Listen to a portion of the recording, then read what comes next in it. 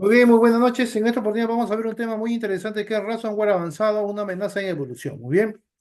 Mi nombre es Salvador Alejandro Isola Porronda y conmigo vamos a ver esta sesión muy interesante dentro del campo de la ciberseguridad. Muy bien. Si alguien desea alguna certificación en ciberseguridad o líder en ciberseguridad o ethical hacking o ISO 27032 implementador o ISO 27005 o ISO 31000, ¿no? O 21301 o 27001 como implementadores o auditores internos o o líder auditor, ¿no? Se comunica con nosotros a los siguientes, bueno, al siguiente correo, que es amador.izarra@gmail.com, al WhatsApp 993-261-682 y nos pueden visitar el website www.corsite.com para que puedan comprar sus certificaciones. Y está a $100 cada uno. Muy bien. Muy bien. Ransomware avanzado, una amenaza en evolución. El panorama actual de las ciberamenazas está dominado, ¿no?, por el ransomware avanzado y se estima un impacto económico global de $20.000 millones en el 2024. Muy bien. Es una necesidad crítica comprender y mitigar estos ataques sofisticados. Muy bien. Entonces, vamos a iniciar. Bien, el ransomware avanzado es una amenaza cibernética en constante evolución que va más allá de los ataques básicos de cifrado de archivos, ¿no? Bien, entonces o yo le voy a comentar más o menos qué es el ransomware avanzado. Muy bien. Bueno, el ransomware avanzado no se limita simplemente a cifrar archivos y exigir un rescate, sino tiene, digamos, una serie de características. Por ejemplo, este, el ransomware avanzado utiliza técnicas de cifrado más complejos, ofuscación de códigos, ¿no? Y a veces vulnerabilidades de día cero, desconocidos públicamente, ¿no? Para infiltrarse y propagarse. El ransomware avanzado, en lugar de rociar y llorar a miles de víctimas, los atacantes eligen objetivos con cuidado, como grandes empresas, organizaciones gubernamentales, hospitales o infraestructuras críticas, y saben que estos objetivos pueden permitir pagar rescates más altos y que la interrupción de sus operaciones tendrá un impacto significativo. Muy bien. Después, el ransomware avanzado también cifran los datos y filtran, o sea, roban una copia de los datos confidenciales, ¿no? Amenazan con publicar los datos robados si no se paga el rescate, ¿no? Incluso si la víctima tiene copia de seguridad. Esta táctica ejerce una presión adicional y hace que la decisión de pagar o no sea más difícil. Muy bien. Después, algunas variantes también ahora combinan el cifrado, ¿no?, y la exfiltración con un tercer elemento, que ataques de denegación de servicio distribuido, DDoS, contra las víctimas, ¿no? O amenazan con contactar a clientes, socios o empleados para avergonzar a la organización y a dañar su reputación. Muy bien. Después, el modelo RASS, ¿no? Ransomware como servicio, ha democratizado el ransomware. Los desarrolladores de ransomware crean el código malicioso y lo alquilan a afiliados que luego realizan los ataques, ¿no? Y esto permite que personas con menos habilidades técnicas participen en ataques de ransomware. Muy bien. Utilizan técnicas también avanzadas para mantener el acceso a la red de la víctima durante más tiempo, incluso después del pago de un rescate, en caso de que se pague, ¿no? Esto le permite volver a atacar a utilizar la red comprometida para otros fines maliciosos. Muy bien.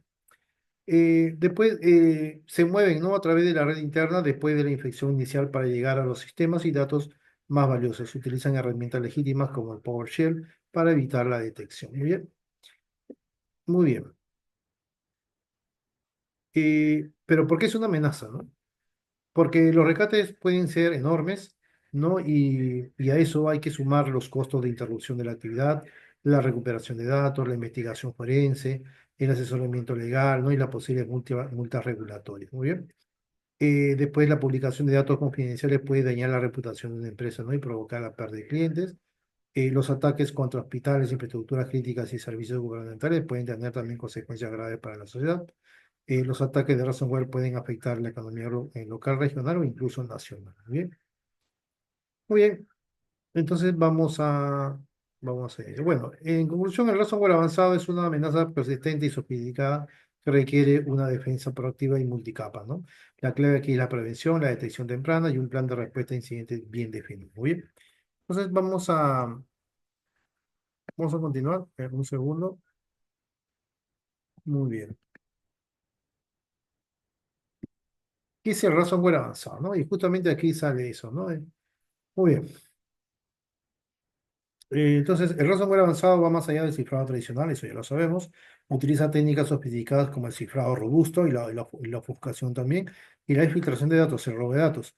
También se propaga dentro de la red para maximizar su impacto. Y acá hay tres puntos principales: cifrado robusto, infiltración de datos y movimiento lateral. ¿En qué consiste cada uno? Bueno, el cifrado robusto, el ransomware avanzado utiliza algoritmos de cifrado fuertes, como el AES-256, por ejemplo, o el RSA 2048, ¿no? O el Chacha 2.0, ¿no? Para hacer que los archivos de la víctima sean ilegibles, ¿no? Entonces, la robustez se refiere a la dificultad, ¿no? Prácticamente insuperable de romper el cifrado, ¿no? Sin la clave privada que solo poseen los atacantes, ¿muy bien? Entonces, este cifrado fuerte es lo que obliga a las víctimas a considerar el pago de rescate, ya que la recuperación de los datos sin la clave es casi imposible, ¿muy bien? Después tenemos la filtración de datos, que esta es una de las principales características que diferencia al ransomware tradicional del ransomware avanzado. La filtración implica que antes de cifrar los archivos, los atacantes copian datos confidenciales fuera de la red de la víctima, y esto permite la doble extorsión.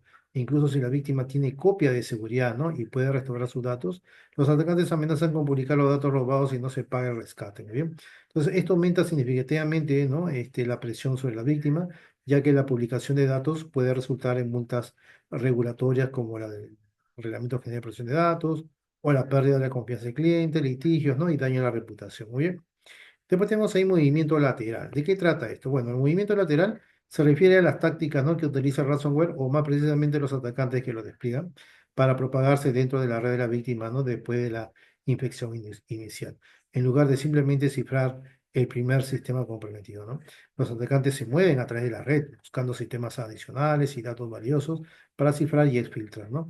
Este movimiento lateral puede implicar, por ejemplo, explotar vulnerabilidades a otros sistemas, robar credenciales de usuario y utilizarla para acceder a otros sistemas, utilizar herramientas administrativas legítimas como el PowerShell, ¿no? Para ejecutar código malicioso en otro sistema, o aprovechar las configuraciones erróneas de la red también. ¿Muy bien?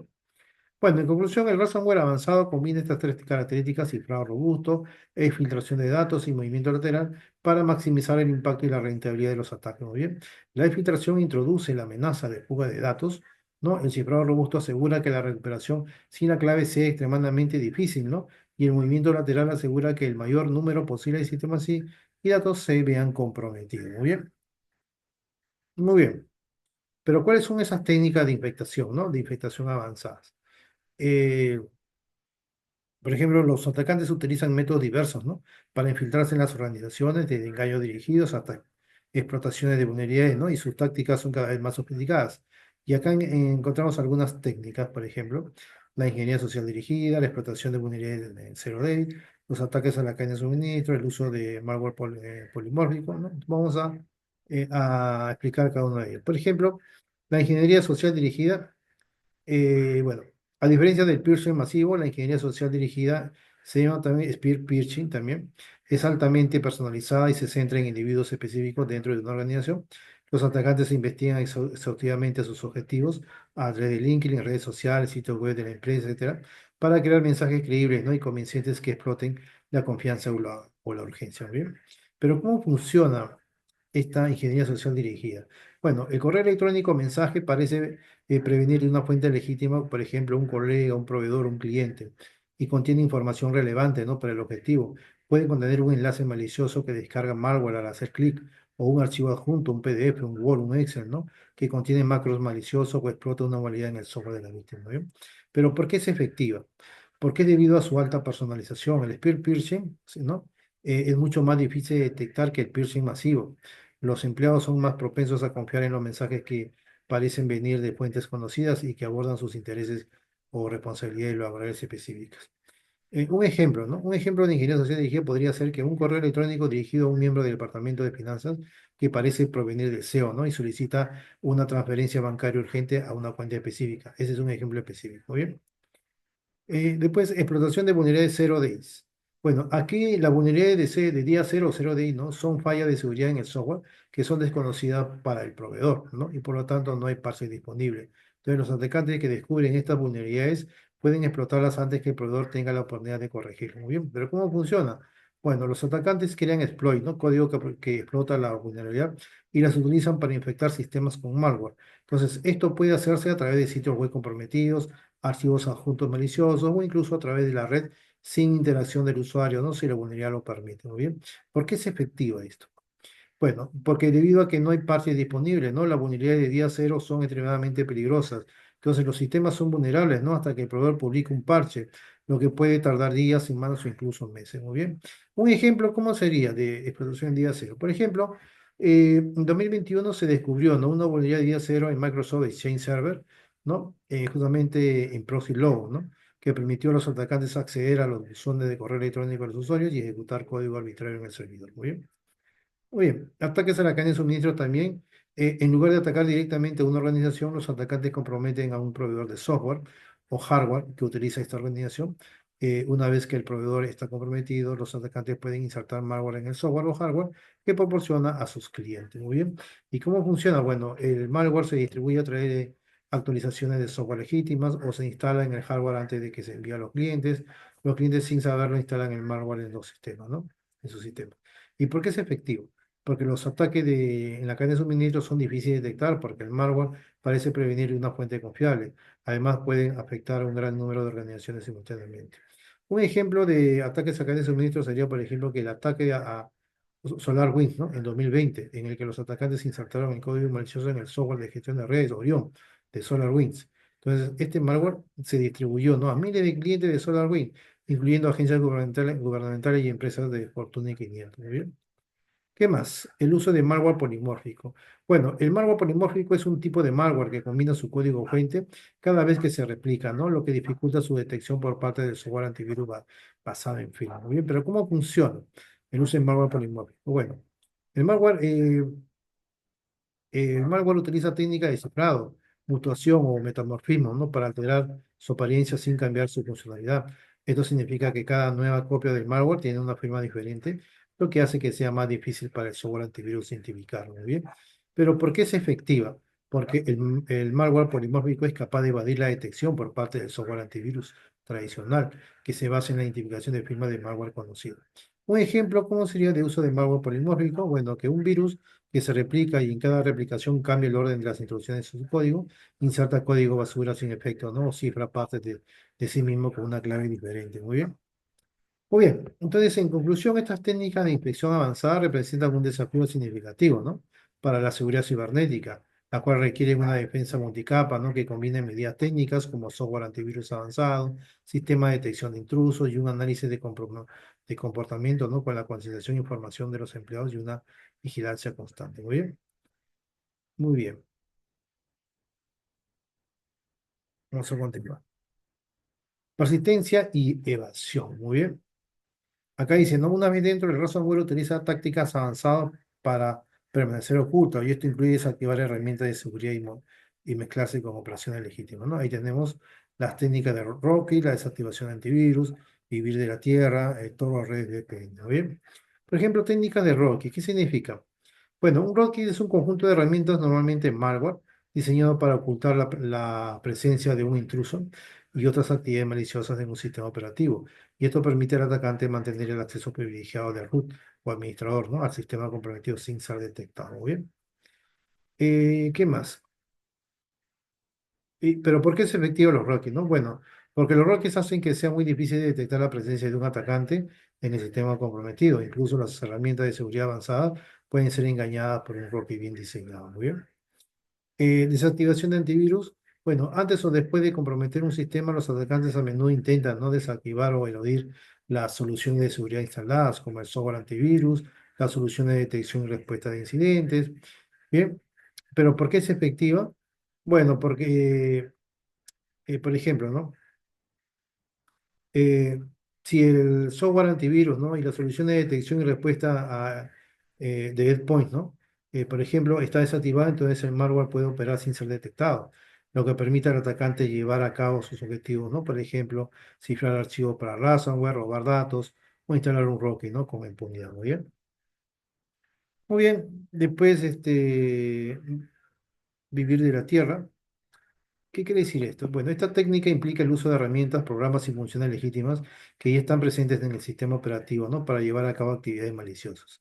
En lugar de introducir herramientas maliciosas nuevas, el atacante se mezcla, ¿no? Con la actividad normal del sistema. ¿Muy bien? Muy bien.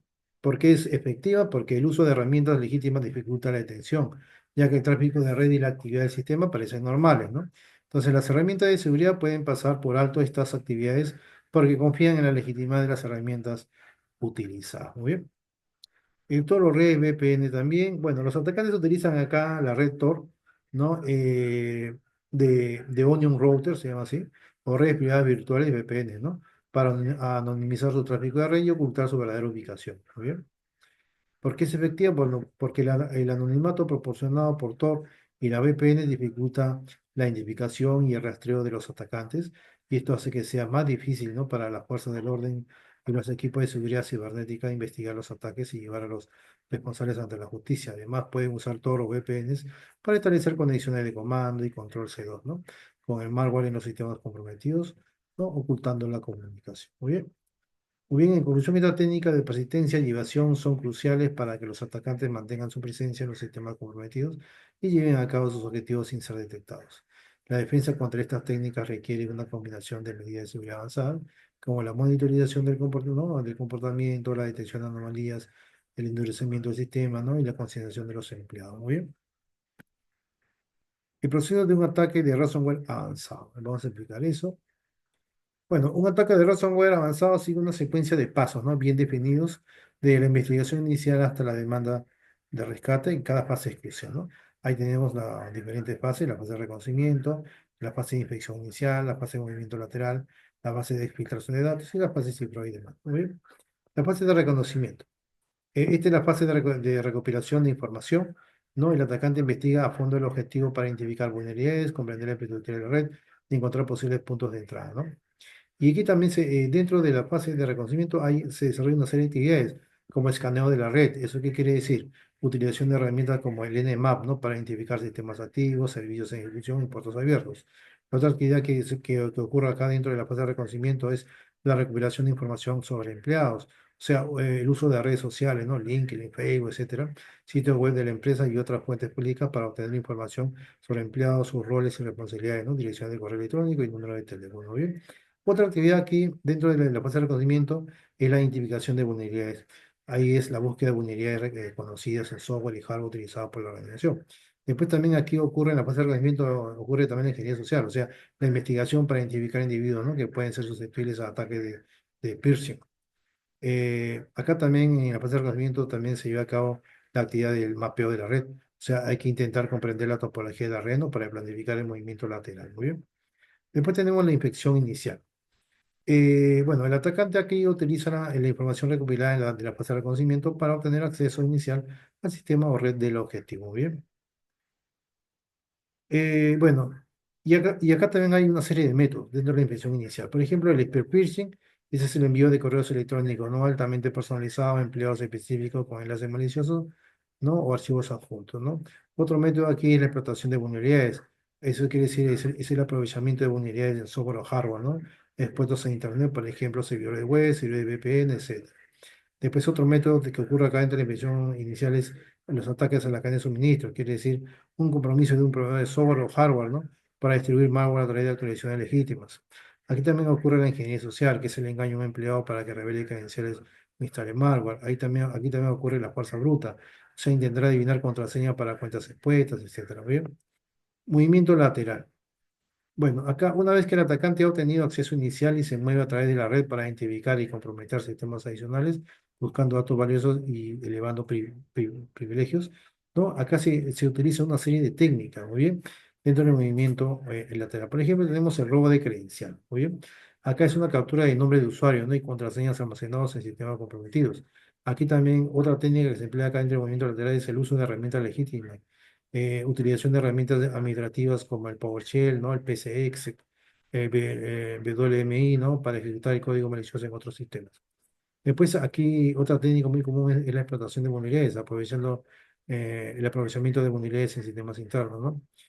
Después tenemos acá el descubrimiento de la red interna también, ¿no? Identificar recursos compartidos, archivos, base de datos, servidores de aplicación y otros sistemas importantes dentro de la red, ¿no?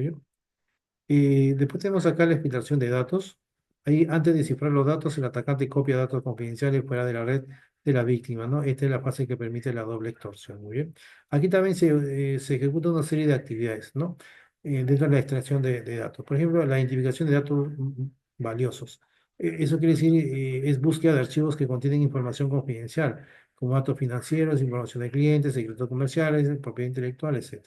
Acá también ocurre la recuperación de datos, o sea, copia de los archivos identificados a un área de almacenamiento temporal, ¿no? Dentro de la red de la víctima. Aquí también ocurre una comprensión y cifrado, ¿no? Y es excepcional, ¿por qué? Porque acá ocurre, eh, bueno, acá hay una comprensión y cifrado de los datos para reducir el tamaño y dificultar la detección durante la exfiltración. Muy bien.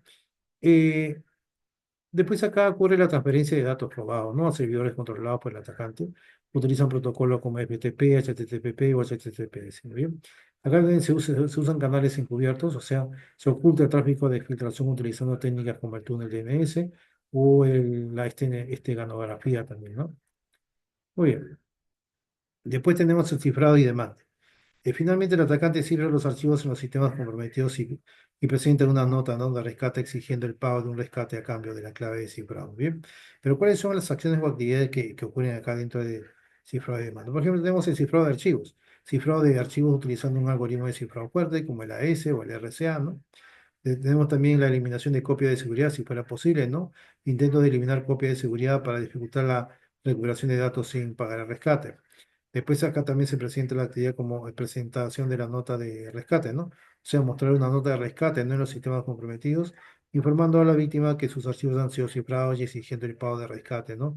En criptomonedas o cambio de la clave de cifrado, ¿no? Y su filtración, perdón, y la promesa de no publicar los datos robados, etc. Eh, Acá también ocurre el tema de las amenazas, o sea que la nota de rescate puede incluir amenazas de publicar los datos robados si no se pega el rescate. Algunas variantes de ransomware incluso amenazan con realizar ataques de DDoS contra la víctima o notificar a sus clientes y socios sobre la violación de seguridad. Muy bien, muy bien. Bueno, eh, ¿qué más? Vamos a continuar. Impacto en las empresas. Oye, este tema es muy importante. No, porque un ataque de ransomware puede tener consecuencias devastadoras, ¿no? Para una empresa. Muy bien, vamos a ver acá. Un ataque de ransomware puede tener, ¿no? Consecuencias devastadoras para una empresa. Las pérdidas van más allá del costo directo del rescate, ¿no? Afectando operaciones y la reputación. Ahí tenemos, por ejemplo, la pérdida de datos críticos, costos de recuperación elevados, impacto financiero, cumplimiento de normativos. Bien. Por ejemplo, en pérdida de datos críticos, bueno, es que quizás el impacto más directo o inmediato, ¿no? El ransomware avanzado, al cifrar archivos, ¿no? Y en muchos casos eliminar copias de seguridad, puede provocar la pérdida total o parcial de datos esenciales para el funcionamiento de las empresas. Muy bien.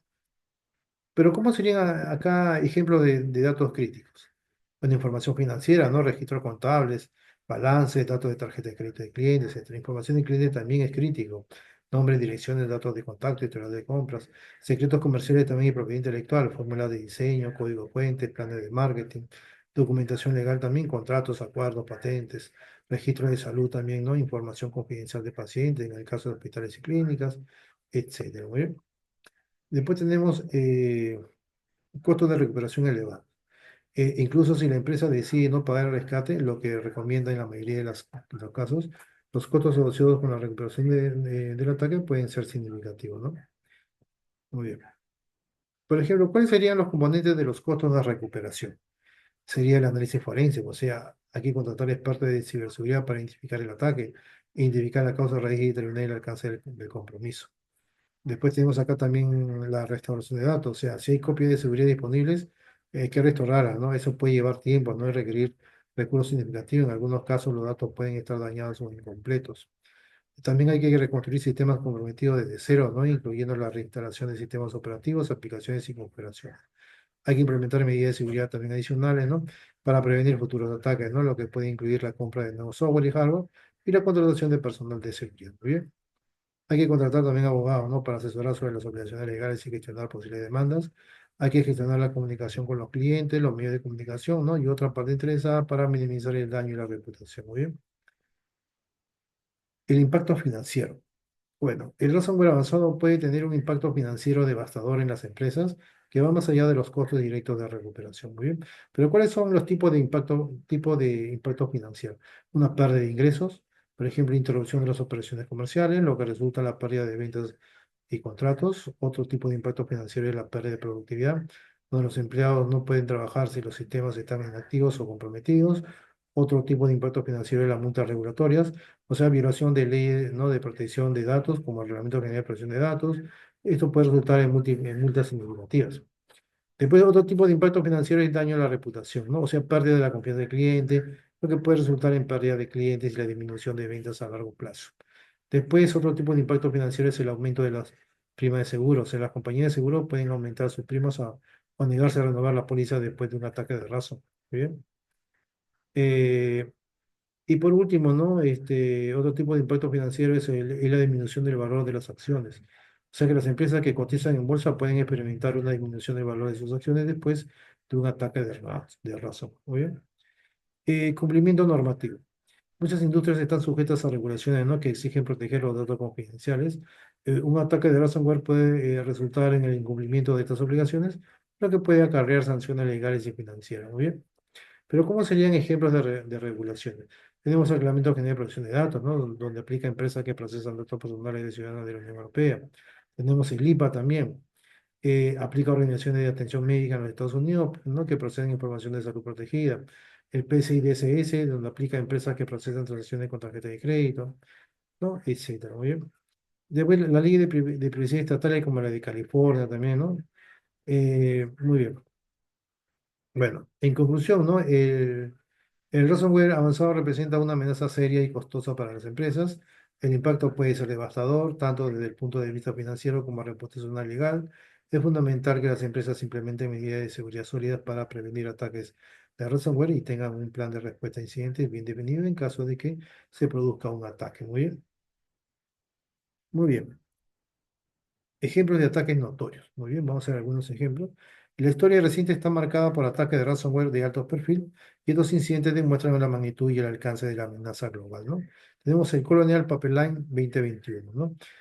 ¿Cuál es la víctima acá? Bueno, el Colonial Pipeline, ¿no? Es la mayor operadora de oleoductos de gasolina y combustible para aviones de Estados Unidos.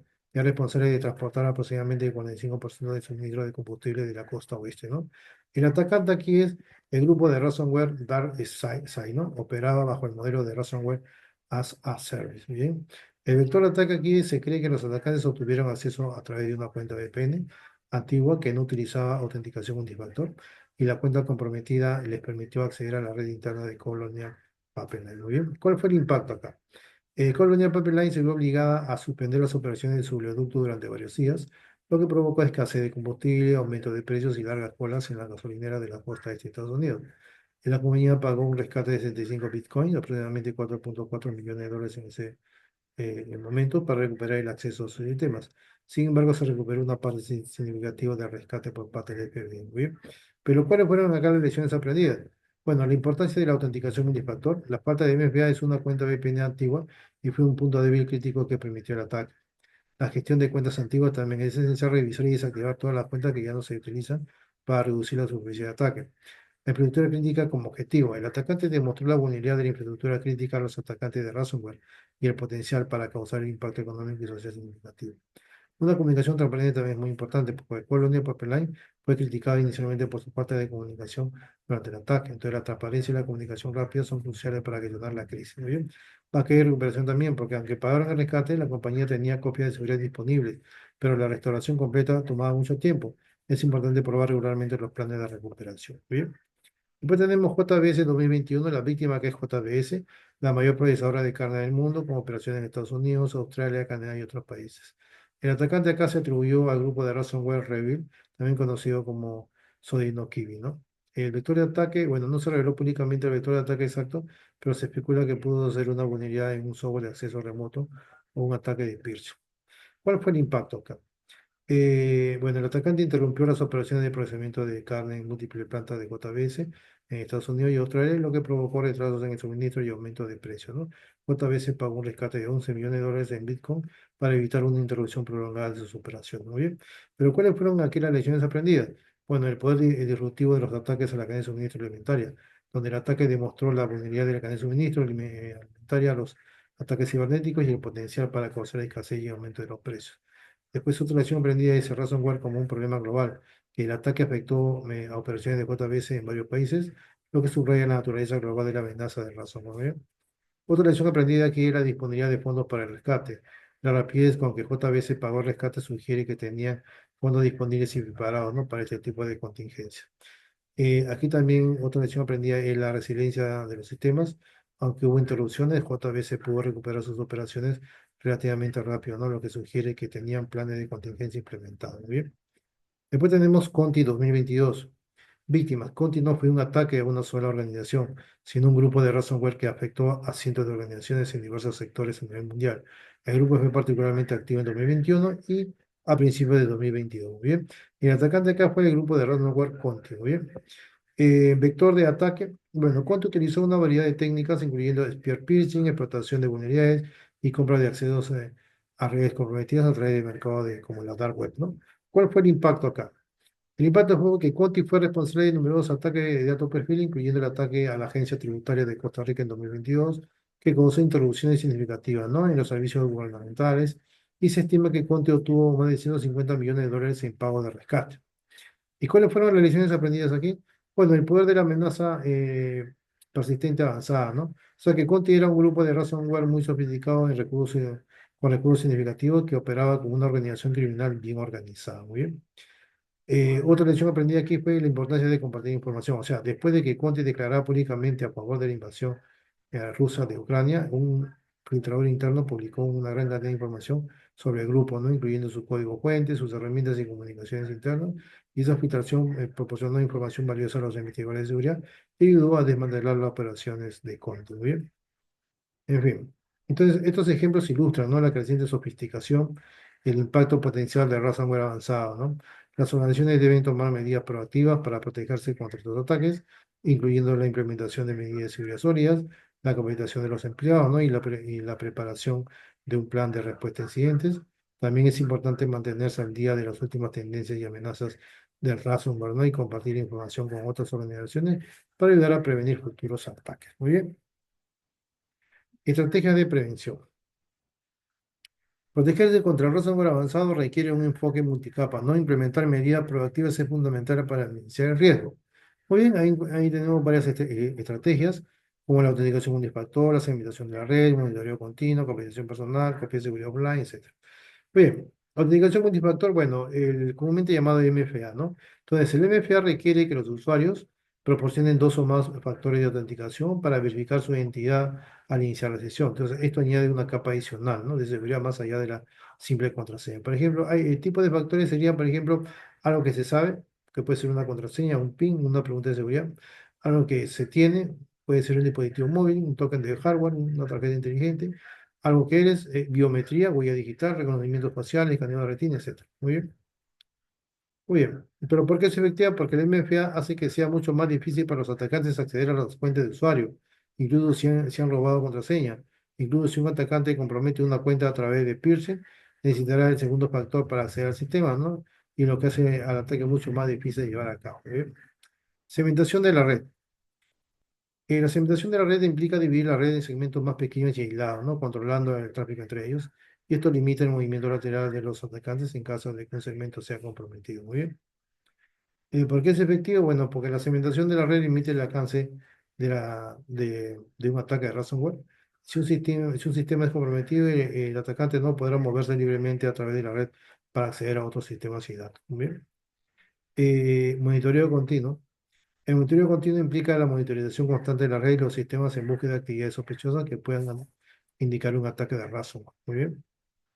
¿Por qué es efectivo? Porque el monitoreo continuo permite detectar ataques de ransomware en sus primeras etapas, ¿no? Lo que da tiempo a los equipos de seguridad para responder y mitigar los daños. Muy bien. Capacitación personal. La capacitación de personal es esencial para concienciar a los empleados sobre los riesgos de ransomware, ¿no? Y enseñarles cómo identificar y evitar ataques. Muy bien. Eh, Bueno, ¿en qué temas se puede capacitar personal? Por ejemplo, en identificación de correos electrónicos de piercing, en seguridad de contraseñas, en un uso seguro de dispositivos móviles, una política de seguridad de empresas, informar sobre incidentes, sobre riesgos, sobre simulaciones de piercing, ¿no? ¿Por qué es efectiva? Bueno, porque el error humano es una de las principales causas de los ataques de ransomware. Entonces, la capacitación de personal ayuda a reducir el riesgo de que los empleados caigan en trampas de piercing o cometan otros errores que puedan comprometer la seguridad de la empresa. ¿Muy bien? Copia de seguridad offline, ¿no?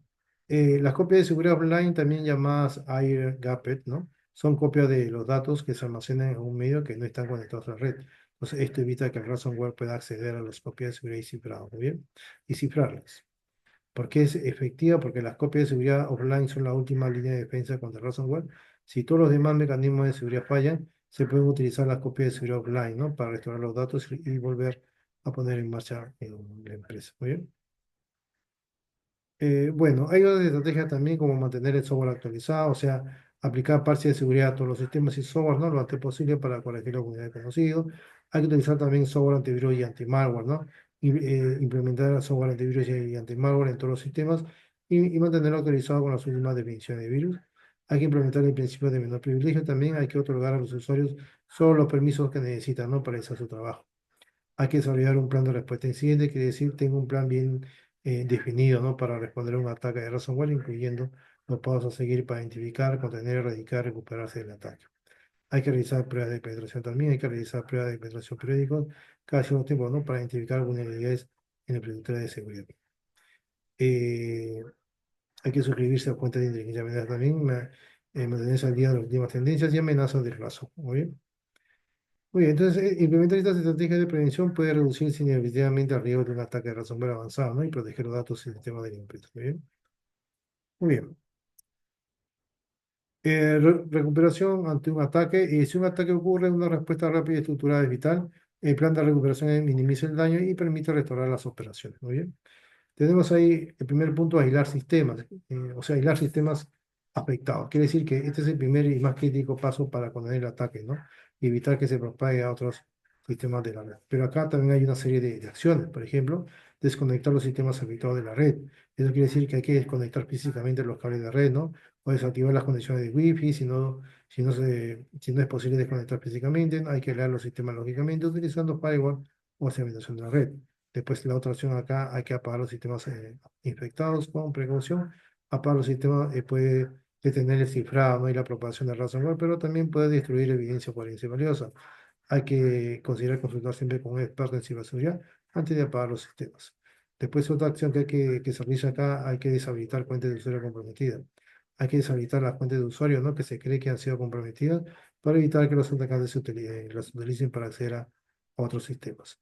Hay que cambiar las contraseñas, hay que cambiar las contraseñas en todas las fuentes de usuario, especialmente las cuentas con privilegios administrativos. Muy bien. Pero ¿por qué es crucial? Porque hay que aislar, ¿no? Los sistemas afectados. eh, Eso limita el alcance del ataque, ¿no? Y evita que los atacantes cifren más datos o accedan a otros sistemas críticos. Muy bien. Notificar a autoridades notificar a las autoridades competentes. ¿Qué quiere decir eso? Notificar a las autoridades competentes es importante para ayudar a las fuerzas del orden a investigar el ataque y llevar a los responsables ante la justicia, ¿no? También puede ayudarnos a cumplir con las obligaciones legales y regulatorias. ¿Muy bien? ¿A quién debemos de notificar? A las fuerzas del orden, ¿no? A las autoridades de protección de datos, por ejemplo, ¿no? A los proveedores de seguros, a los equipos de respuesta a incidentes, ¿no? Pero ¿qué información le vamos a proporcionar? La información sobre la empresa, nombre, dirección, datos de contacto, detalles del ataque, como fecha, ¿no? Como hora, por ejemplo, ¿no? Vector de ataque, si se conoce, tipo de ransomware, sistemas afectados, datos comprometidos, ¿no? Etcétera, ¿muy bien? En las pruebas vamos a proporcionar información sobre capturas de la pantalla de la nube de rescate, registro de seguridad, muestras de malware, si es posible, etc. Muy bien. ¿Por qué es importante? Bueno, porque la notificación a las autoridades permite iniciar una investigación, ¿no? Y puede ayudar a identificar a los atacantes, recuperar los datos robados, ¿no? Y prevenir futuros ataques. Además, al no notificar una brecha de datos que involucre información personal, puede resultar en fuertes multas regulatorias. Muy bien. Restaurar los backups, ¿no? O restaurar la copia de seguridad. Una vez que los sistemas afectados han sido aislados y se han notificado a las autoridades, el siguiente paso es restaurar los datos de las copias de seguridad. Y aquí se desarrolla una serie de acciones, como verificar la integridad de las copias de seguridad antes de restaurar los datos. Pero hay que verificar que las copias de seguridad estén limpias y no estén infectadas por ransomware. Hay que restaurar los sistemas afectados. Quiere decir que hay que restaurar los sistemas operativos, las aplicaciones y los datos de la copia de seguridad. Hay que aplicar parches de seguridad, o sea, hay que asegurarse de aplicar todos los parches de seguridad necesarios antes de volver a conectar los sistemas a la red. Hay que monitorizar los sistemas restaurados, hay que monitorizar todos los sistemas restaurados de cerca, ¿no? Para detectar cualquier actividad sospechosa. Muy bien. Porque es esencial porque la restauración de la copia de seguridad es la forma más rápida y fiable, ¿no? De recuperar los datos perdidos debido al ataque de ransomware, ¿no? Especialmente si no se quiere pagar el rescate. Muy bien. Análisis forense también. Un análisis forense es una investigación exhaustiva del ataque, ¿no? Para determinar la causa raíz, el alcance del compromiso, ¿no? Y la vulnerabilidad explotada. Muy bien. Tiene una serie de objetivos de análisis forense, sí. Identificar el vector de ataque, cómo los ataques lograron acceder a la red, determinar qué sistemas y datos fueron comprometidos, identificar las vulnerabilidades explotadas, recopilar pruebas para apoyar una investigación policial o una acción legal, mejorar las medidas de seguridad para prevenir futuros ataques, etcétera. Muy bien. ¿Por qué es crucial? Bueno, porque el análisis forense proporciona información valiosa, ¿no? Sobre el ataque que puede utilizarse para mejorar la defensa de seguridad y prevenir futuros ataques. Ayuda a entender cómo sucedió el ataque, ¿no? Y qué medidas tomar para evitar que vuelva a ocurrir. ¿Muy bien? Muy bien. Pero hay otros consejos también adicionales, como no pagar el rescate, como quiere decir eso, que pagar el rescate no garantiza que los datos serán recuperados, ¿no? Y puede eh, alentar a los atacantes a realizar más ataques. Además, algunas regulaciones prohíben pagar rescate en ciertas circunstancias. Otro consejo adicional es comunicar con transparencia. Hay que mantener informados siempre a los empleados, clientes y otras partes interesadas, ¿no? Sobre el ataque y los pasos que se están tomando para resolver. Hay que revisar y actualizar también el plan de respuesta a incidentes. Después de un ataque, hay que revisar y actualizar el plan de respuesta a incidentes para incorporar las lecciones aprendidas. Muy bien. Mejorar la postura de seguridad también es otra acción muy interesante. Hay que utilizar la información obtenida del análisis forense para mejorar la postura de seguridad de la empresa, ¿no? Incluyendo la implementación de medidas de seguridad adicionales, la capacitación del personal y la actualización de la política de seguridad. Muy bien. Muy bien. Entonces, seguir estos pasos nos puede ayudar a minimizar el impacto de un ataque de ransomware, ¿no? Y acelerar la recuperación, ¿muy bien? La preparación y la respuesta rápida son claves, ¿no? Para superar un ataque de ransomware con éxito, ¿muy bien? Conclusión. Bueno, el ransomware avanzado se ha consolidado como una de las amenazas cibernéticas más críticas y costosas para organizaciones de todos los tamaños y sectores. Su evolución desde simples ataques de cifrado hasta sofisticados esquemas de doble y triple extorsión exigen una comprensión profunda de sus tácticas, técnicas y procedimientos, ¿no? Comúnmente llamado TTPS, ¿no? Así como la implementación de una estrategia de seguridad cibernética proactiva, resiliencia y adaptativa, ¿muy bien? Bueno, y después hay que considerar más allá de cifrado. O sea que el ransomware avanzado no se limita a cifrar datos. La filtración de datos confidenciales y la amenaza de su publicación, doble extorsión, han transformado la naturaleza del ataque, no añadiendo una presión significativa a las víctimas. La extorsión múltiple, que incluye ataques de DDoS y la notificación a clientes a socios, lleva a esta presión a un nuevo nivel. Después, otro punto importante aquí es la sofisticación técnica. Los atacantes emplean técnicas de evasión avanzada como rootkit, malware polimórfico, living of the land, ¿no? Para ocultar su presencia y eludir la defensa de seguridad tradicionales. La explotación de vulnerabilidades de día cero y los ataques a la cadena de suministro representan desafíos particularmente difíciles de mitigar. Muy bien. Después los atacantes se dirigen cada vez más a organizaciones con datos valiosos, ¿no? O infraestructura crítica, donde la interrupción de las operaciones tiene impacto significativo, ¿no? Lo que justifica rescates más elevados. ¿Bien? Después, el modelo ransomware como servicio ha democratizado el acceso al ransomware, permitiendo que personas con menos habilidades técnicas participen en ataques ¿no? Y se expande el alcance de la amenaza. ¿Bien? Muy bien. ¿Cuáles serían las estrategias de defensa proactiva? Bueno, son varios, ¿no? En tema de prevención, implementar MFA en todas las cuentas, especialmente las cuentas con privilegios administrativos. Hay que dividir la red en segmentos más pequeños para limitar el movimiento lateral de los atacantes. Hay que aplicar parches de seguridad de manera oportuna y priorizar la corrección de vulnerabilidades críticas. Hay que educar a los empleados sobre los riesgos de phishing y otras técnicas de ingeniería social, ¿no? Y hay que realizar simulaciones de phishing periódicos, ¿no? Hay que mantener copias de seguridad offline y aislada de la red para garantizar la disponibilidad de los datos en caso de un ataque. Hay que implementar listas blancas de aplicaciones para evitar la ejecución de software o no autorizado. Hay que desactivar servicios y funciones innecesarios para reducir la superficie de ataque, etcétera, ¿no? En fin. Bueno, en conclusión, la lucha contra el ransomware avanzado exige un enfoque proactivo, multicapa y adaptativo, y las organizaciones que invierten en la prevención, la detección y la respuesta a incidentes y que prioricen la formación y la concienciación del personal, estarán más posicionadas, ¿no? Para proteger sus datos, sus sistemas y su reputación, ¿no? Frente a estas amenazas persistentes y en constante evolución, ¿no? Aquí la clave es la preparación, la vigilancia y la capacidad de adaptarse rápidamente a las nuevas tácticas y técnicas utilizadas por los ciberdelincuentes. Muy bien, muy bien, muy bien.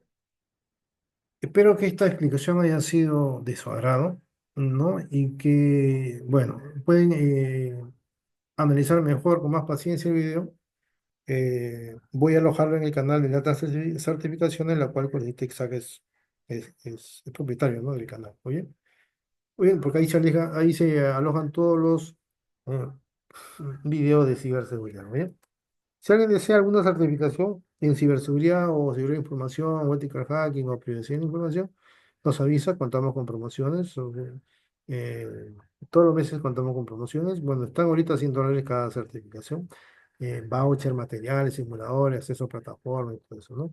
Trabajamos con diferentes partners, ¿no? CertiPro, Certioy, etcétera. Muy bien. Ofrecemos plantillas, asesoría también, capacitaciones, etcétera. Muy bien. Mi datos es amador.izar@m.com, mi WhatsApp es el 993-261-682 y la empresa la cual trabajo es Colindexar, la cual soy propietario de ella, soy apoderado, perdón. Eh, el link es www.colindec.com para que puedan adquirir su certificación. Muy bien, nos vemos en un próximo videito. Muchísimas gracias, muy buenas noches.